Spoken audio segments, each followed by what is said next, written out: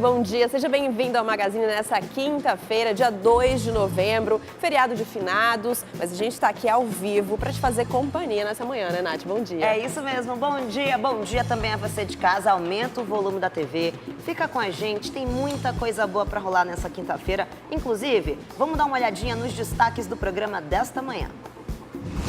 Hoje vamos te dar dicas de preparação para o Enem, que acontece neste domingo.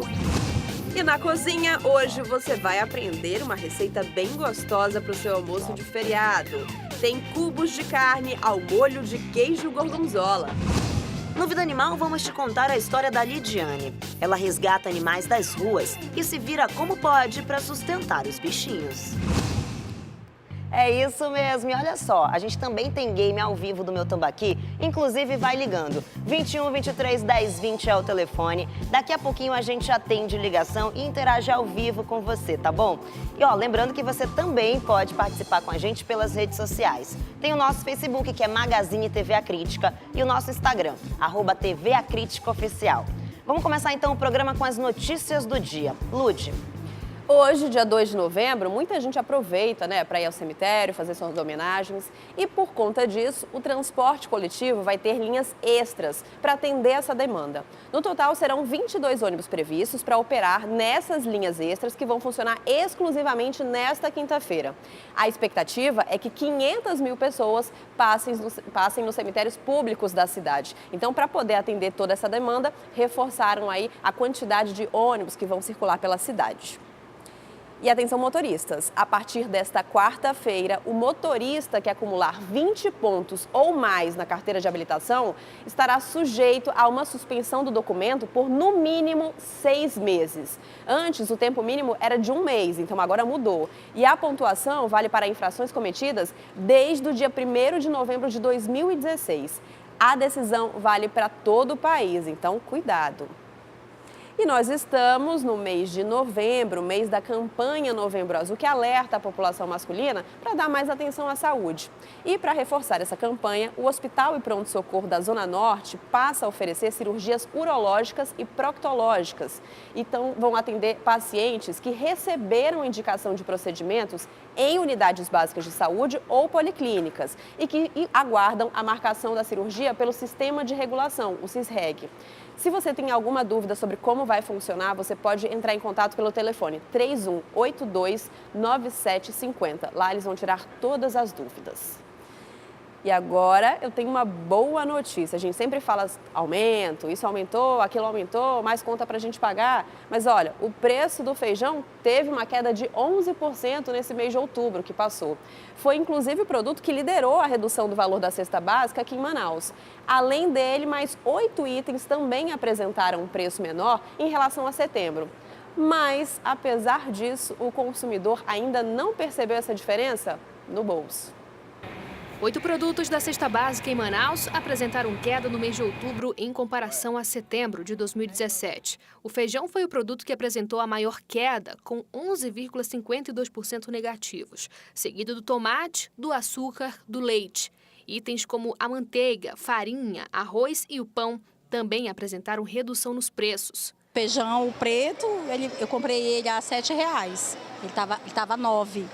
E aqui na Manaus Moderna as coisas estão mais em conta, estão mais barato. O Diese apontou ainda que 4 produtos apresentaram alta no mês. O óleo de soja subiu 4,46%, seguido do café, carne e banana. A variação da cesta básica em Manaus foi de quase 2%.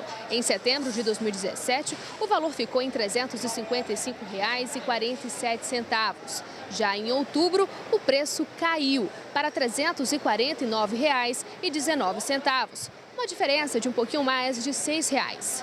Não dá para a gente sentir muito essa diferença no bolso, não, infelizmente, porque em um lugar está mais caro, em outro lugar está mais barato, não tem condição de a gente sentir assim de momento. Olha, e hoje, quinta-feira, feriado, mas o Alô Amazonas também vai ser ao vivo e a gente vai direto para o estúdio conversar com o Wilson Lima e saber quais são os destaques dessa manhã. Bom dia, Wilson. Olá, Ludmila, bom dia. Se entregou ainda há pouco na Delegacia Especializada em Roubos, Furtos e Defraudações o terceiro envolvido na morte do policial militar. É esse daí, olha. O Jorge Luiz Carvalho Martins estava acompanhado do seu advogado. Ele e outros 2 comparsas participaram do latrocínio do policial militar Marcelo Chaves de Souza no último sábado, durante a madrugada, numa lanchonete lá no bairro Cidade Nova. O PM estava lanchando e aí os 3 invadiram o local, anunciaram o assalto. O policial militar reagiu e foi atingido com tiros nas costas. Ele chegou a ser levado para o pronto-socorro, foi submetido a uma cirurgia, mas não resistiu. Tá certo. E olha, daqui a pouquinho, então, depois do Magazine, tem outros destaques, não é isso, Wilson? E eu tenho um flagrante para mostrar, viu, de intolerância no trânsito. É Olha mesmo? essa situação que aconteceu lá na Jacira Reis, por causa de uma batida, uma pequena batida no carro. Olha só, o condutor da frente, que foi atingido pelo carro de trás, olha, pegou o extintor e quebrou a janela do carro dessa senhora. Quanta covardia, né? Quanta covardia do cara fazer isso com a mulher e aí, na sequência, ele fugiu. Meu Deus, eu imagino o desespero, né, dessa senhora que estava dentro do carro. E a gente infelizmente está bem perigoso no trânsito mesmo, tem pessoas que estão passando dos limites. O veículo é esse daí, olha. Tá aí o veículo, tá aí a placa, é um Fiat vermelho proprietário. A senhora, inclusive, está fazendo essa denúncia. A gente tem um vídeo que mostra antes ela conversando com o senhor, tentando ali argumentar. E ao que tudo indica, foi só aquele toque no trânsito. Deve ter acontecido uma freada brusca por parte dele e tal, e de repente ela estava desatenta ali, só tocou no veículo dela e aí ele tentou entrar em acordo com ela ali, mas parece que não teve acordo e ele, muito alterado, pegou o extintor e fez isso com o carro da senhora. Deus me livre. Bom, Wilson, até daqui a pouco, então. Até já ao meio-dia. Até já. E olha, o programa está só começando, ainda tem brincadeira para você participar ao vivo, uma receita deliciosa, mas agora a notícia, o recado, né, o alerta para os estudantes aí que já estão ansiosos para o Enem, né, Nath? É isso mesmo, porque, gente, nós estamos a 3 dias do primeiro dia de prova do Enem. E muitos alunos intensificam os estudos. Quem não pode pagar um cursinho, tem a opção de assistir às aulas pela internet. É uma plataforma gratuita que ajuda muito os alunos a revisar os conteúdos e a gente vai acompanhar agora na reportagem. Sexta-feira à noite, lá vai o Jefferson para o cursinho. O jovem de 21 anos vai fazer o Enem. A preparação começou há 6 meses. Desde então, ele dedica 4 horas por dia para os estudos. Tudo para realizar o sonho de cursar fisioterapia. O material também é muito bom, o material de apoio também. A gente tem um acesso muito amplo aos professores e isso ajuda bastante. Já a Emily está se preparando para tentar o difícil e concorrido curso de medicina. Aos 18 anos, ela enfrenta uma verdadeira maratona de estudos. Tenho uma rotina de estudo de 7 a 10 horas por dia, todos os dias, incluindo fim de semana. Resolvo bastante exercício, reviso os conteúdos, assisto vídeo aula na internet, estudo pelo meu material que eu pego aqui do cursinho. Assim como Jefferson e a Emily, milhares de estudantes se preparam para o Exame Nacional do Ensino Médio. A primeira parte das provas já acontece neste fim de semana. E quem não pode pagar por um cursinho pré-vestibular pode usar a internet como aliada na hora dos estudos. Algumas plataformas oferecem conteúdo voltado para o Enem, sem que o aluno precise pagar nada.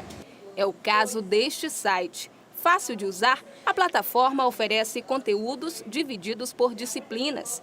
E o aluno pode escolher qual assunto estudar. O site funciona assim, o aluno entra, cria uma senha de acesso e tem diante dele um mundo de opções, desde dicas para fazer uma boa redação até questões comentadas de provas anteriores, que segundo alguns professores são uma boa alternativa nessa reta final para a prova. Os grandes cursinhos comentam a questão e o aluno ele já tem mais ou menos noção de como é a estrutura da questão. O bom daqui é porque nós não temos questões discursivas. senão seria um trabalho ainda maior, que é uma pequena redação, tem que ter estrutura de escrita e tal. Então, ela já comentada funciona. Com as provas assim tão próximas, a pergunta que fica é: será que ainda dá tempo de estudar conteúdos novos? O professor explica que essa não é uma boa ideia. O aluno pode aproveitar os últimos dias apenas para revisar o que já estudou. E nada de exagero. O momento é para pisar no freio e relaxar. É bom demais, né? Você poder ter a oportunidade de acessar a internet e revisar conteúdos, estudar, enfim, aprofundar melhor os seus conhecimentos ali em todas as matérias e, é claro, se preparar melhor para a prova do Enem. E para falar um pouquinho sobre esse assunto, eu vou conversar agora com a Ludmila Rondon. Seja muito bem-vinda ao Magazine. Obrigada, Natália. Ela que é diretora das escolas IDAAN e também ela é especialista em processos seletivos. E vai tirar aqui algumas dúvidas, né? Eu tenho certeza que você que está em casa pode ter um filho que está se preparando já para esse processo seletivo. Não é isso, Ludmila? Tem muita gente na expectativa agora, não é? Isso, o Enem, esses dias, ele acaba pegando um público bem mais amplo, né? Aqueles que ainda estão no terceiro ano, vão finalizar esse ano, e aqueles que já saíram da escola há algum tempo, mas estão pleiteando aí a vaga numa universidade pública, né? Então, agora, esse ano as provas elas vão ser divididas com intervalo de 6 dias. Os alunos vão fazer a primeira prova nesse domingo e a próxima, né, no domingo que vem. Eu queria que você falasse um pouquinho pra gente quais são as vantagens e as desvantagens para quem vai fazer o Enem sendo dividido assim em 2 dias. Olha, cronologicamente, né, você vai ter o primeiro domingo, dia 5, o segundo domingo, dia 12. É claro que vai ser mais uma semana aí em que nós vamos ter que gerenciar a expectativa, a ansiedade. Querendo ou não querendo, tem aí prós e contras. Eu diria para você que fazer no domingo, apenas no domingo, faz com que o candidato esteja melhor preparado fisicamente. Afinal, somando os 2 dias de prova, nós temos 10 horas de prova. Então, antigamente, quando se fazia isso num final de semana, ficava muito puxado você passar 10 horas fazendo prova direto, né? Então, seriam 5 horas e meia no primeiro dia, 4 horas e meia no segundo dia. Isso agora tem um intervalo de 6 dias. Com certeza, vai melhorar aí o ritmo do aluno, a disposição dele para o segundo domingo de prova. Agora, tem também uma mudança, né, nessa parte da ordem das provas. Porque nesse domingo, para quem não sabe, é só área de humanas. Então, assim, é muita leitura, tem a redação, que a pessoa precisa escrever. E aí, eu queria que você falasse pra gente, será que isso às vezes não sobrecarrega muito o candidato também? Nath, eu acho que esse ano esse vai ser o maior desafio. Inclusive, acredito veementemente que vai afetar notas de corte, vão sofrer alterações em função disso. Nós estamos falando aí de um Enem onde você vai encontrar um caderno com 90 questões que historicamente são sobrecarregadas em textos, em enunciados, exige do candidato muita interpretação. E querendo ou não querendo, você encarar 90 questões dessa maneira é puxado. E eu digo para você que é puxado para o aluno que é bom em humanas e, claro, para aquele que não é tão bom, fica ainda mais puxado. E somado a isso, você ainda tem aí a sua redação. Certo. Então, vai ser o domingo, na minha opinião, mais difícil, vai ser esse primeiro domingo, dia 5 agora. Pois é, bem mais trabalhoso, né? Agora você falou aí da redação e a Justiça, inclusive, ela fez uma determinação sobre o tema relacionado aos direitos humanos. E aí eu queria que você falasse um pouquinho para quem está em casa assistindo o Magazine, o que diz essa determinação da Justiça? Na verdade, historicamente, um dos critérios do Enem era que o candidato que desrespeitasse os direitos humanos na sua redação, ele era desclassificado, né? E ele zerava essa redação. E a Justiça agora entrou com uma determinação de que ele não pode zerar, ele não pode ser, na verdade, não pode ser desclassificado. Ele pode pegar uma pontuação baixa, mas isso não pode sofrer uma penalidade maior do que essa. Porém, o Ministério da Educação está insistindo nos critérios. Acredito que isso na esfera judicial ainda, né, teremos cenas do próximo capítulo. Como o Enem é domingo agora, a minha sugestão para o candidato é permaneça dentro dos critérios trabalhados até hoje na sua preparação para o Enem. Até porque desrespeitar os direitos humanos, seja desclassificatório ou nota baixa, não vai conseguir fazer com que você chegue no teu principal objetivo, que é conseguir pontuação suficiente para ingresso numa universidade pública, num nível superior. Então, para você que está em casa entender um pouquinho melhor, eu queria que você explicasse o que caracteriza esse desrespeito. Como é que as pessoas podem entender e absorver esse na verdade, desrespeitar as minorias, né? A questão assim, a questão racial, religiosa, a intolerância religiosa. Então, você ser contra a minoria, né? Por exemplo, ser a favor de matar, ser a favor de discriminar. Isso é ser contra os direitos humanos, né? E que hoje em dia é o que mais acontece em qualquer lugar do mundo, né? É isso. É a violência. A intolerância. É isso. É isso mesmo, o preconceito, o bullying nas escolas, né? Que muitas crianças muito jovens sofrem bullying ali quando estão na escola, na faculdade, enfim, em qualquer lugar, não é, Ludmila? E eu acredito, Natália, que isso seja uma boa dica até para se fazer a redação. Qualquer que seja o tema, se ele puder puxar para um viés da inclusão, né, de se ter desde políticas públicas até mesmo a questão cultural, a busca pela sociedade, uma sociedade melhor, inclusiva, né, que haja, acima de tudo, respeito pelo próximo. Certamente o candidato que seguir por essa linha, ele vai ter uma pontuação bem mais satisfatória e aí chegar no êxito que ele deseja. Tomara, né? Agora, Ludmila, para os alunos assim que não concluíram o ensino médio ali na idade regular, a partir desse ano eles vão ser obrigados a fazer essa prova do Enseja para poder pegar o diploma? Como é que tá nessa parte? Essa foi uma das outras mudanças que existiu com o Enem. O Enem, ele deixou de ser o exame de certificação para o ensino médio. Até o ano passado, o candidato poderia fazer o Enem e atingindo ali 450 pontos, ele aproveitava a prova do Enem para conseguir a certificação para o ensino médio. Esse ano deixou de ser o Enem, né? O Ministério da Educação está trabalhando a prova do Enseja, que é uma outra prova e que aí nós já tivemos o período de inscrição, ela vai ocorrer e essa é uma das mudanças. Então agora, para a inscrição do ensino médio, para a inscrição do Enem que ocorreu, nós temos os grupos que terão o resultado no dia 19 de janeiro, que são aqueles que vão disputar o SISU, vão disputar as vagas na universidade pública, que são aqueles que estão no terceiro ano médio e até dezembro agora concluirão o ensino médio, e aqueles que já concluíram em anos anteriores o ensino médio.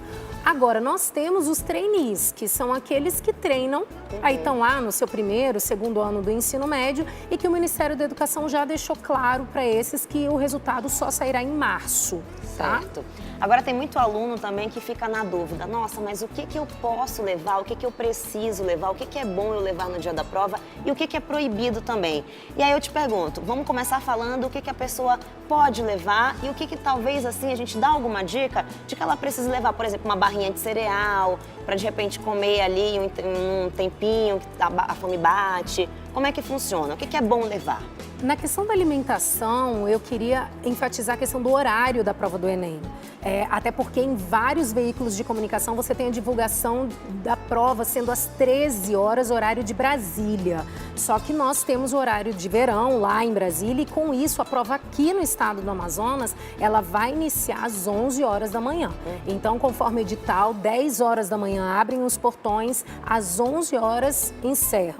Faço aí também uma atenção, lembrando que por ser domingo, nós temos características de menor quantidade de transporte público, dificuldade de acesso. Nós estamos num período de chuva, chuvas inesperadas, então eu sempre oriento os meninos que tomem cuidado, porque assim, meia hora de chuva vira um caos o trânsito e às vezes você está perto do seu local de prova e acaba atrasando em função disso. Então, todo mundo se prepara um ano todo, até mais do que isso para essa prova. Acho que não dá para vacilar num quesito como esse.